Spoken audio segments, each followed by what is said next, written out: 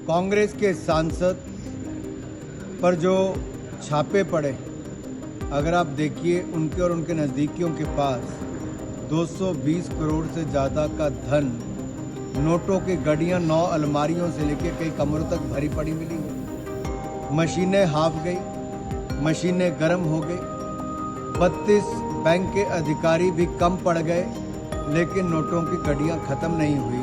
ये कांग्रेस के एक भ्रष्ट एमपी से इतना पैसा मिला।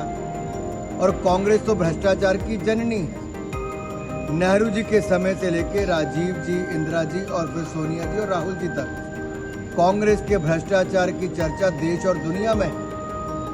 अगस्ता वेस्टलैंड से लेकर एजीएल तक ये इनके भ्रष्टाचार के मामले, बोफोर्स से लेकर जीप घोटाले तक ये नेहरू गांधी परिवार और कांग्रेस पार्टी के भ्रष्टाचार के चर्चे लगातार बाहर आते हैं। और अब इनके सांसद साहू के यहाँ से 220 करोड़ से ज़्यादा पैसा उनके और उनके सहयोगियों से मिलना, ये अपने आप में दिखाता है कि काले धन के खिलाफ। और जब नोटबंदी की थी तो कांग्रेस क्यों तड़पती थी? क्योंकि ये पैसा केवल उनका सांसद तक नहीं, ये जाता तो कहीं और इसलिए शायद राहुल गांधी जी और सोनिया गांधी जी की चुप्पी टूटती नहीं। और इसीलिए शायद ये सभी बाकी दल इकट्ठे हुए हैं, क्योंकि देखिए दल में है कौन कौन। एक और घोटालों की जननी, भ्रष्टाचार की जननी कांग्रेस पार्टी है, जो जीप घोटाले से लेकर अगस्ता वेस्टलैंड और एजीएल घोटाले तक है।